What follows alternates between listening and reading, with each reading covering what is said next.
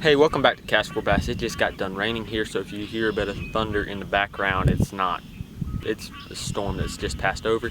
And today I'm going to be talking to you guys about how to skip with a bait caster and how not to backlash it whenever you're trying to skip it. And just so y'all know, I'm skipping with a 3/4 ounce tungsten weight used for flipping and pitching, and a little skirt and a little rage crawl. Not that that's really important. It's just kind of what I had tied on.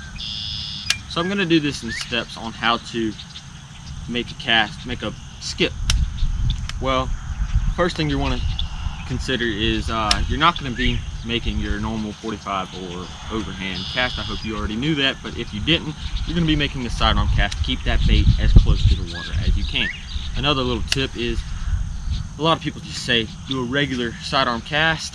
This is something I've never seen people really talk about, but it helps me a lot, is I make a circular motion to keep that bait closer to the water than the actual rod tip. That way you're not hitting the water with the rod tip and that bait's starting off lower towards the water.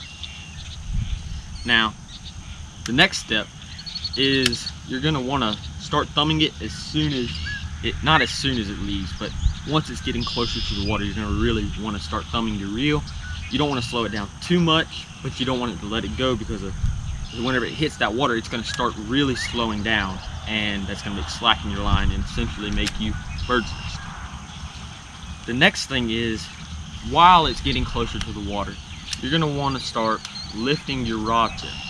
Now what this does is, instead of that bait going in at this kind of an angle, because you're making a cast, gravity's pulling on it, you're lifting that point of pull, because you're going to be thumbing it and have a tight line, not too tight, but just a little bit of cinch in your line, and that bait is going to, instead of going downward, it's going to run straight parallel with the water, more straight than it would normally, and that's going to lift some of the weight off the water, so you're not smacking the water and essentially bird's nesting, and your bait didn't skip, it just kind of smacked into the water.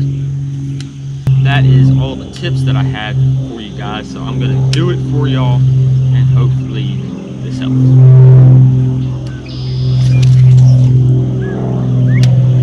So as you can see, as I was casting, I was thumbing it and I was lifting up my rod tip, getting that bait really parallel with the water.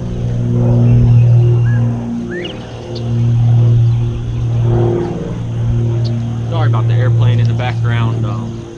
I know the GoPro's audio isn't the best, but my camera just shut off. Hey, I'm gonna run through those tips one more time in case the audio wasn't the best down there. So the first tip is sidearm cast. Hope y'all guys already knew that, but if you didn't, there it is.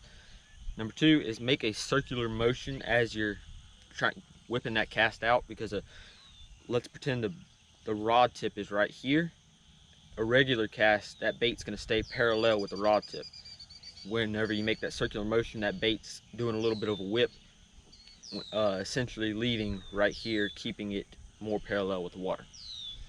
Tip number three is start thumbing before it hits the water, because if you don't, it's going to bird's nest, and that's something you kind of got to get a feel for, because as you do it, you'll learn it a little better, but sometimes you do it too much, and when you do it too much, it gets that first skip, and that's about it.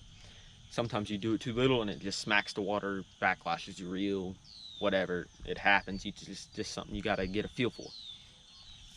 And the last tip is bring that rod tip up as it nears the water, because you're bringing that point that you're thumbing the reel from level, where it's kind of tapering off. Instead of doing this, it's kind of running straight, to really starting to run straight, starting to run parallel with that water, taking the pressure off the water, so it's less that it feels that it has to skip, if that makes any sense. Not all baits skip as well as each other, if that makes any sense. So you wouldn't want to start with something crazy like a shaky head or a light little worm. You don't want to start with anything really light. So I would recommend starting with something kind of heavy, not crazy heavy like a punch rig or anything, but something a little bit in that mid-range to heavy area, because lighter things are really hard to skip.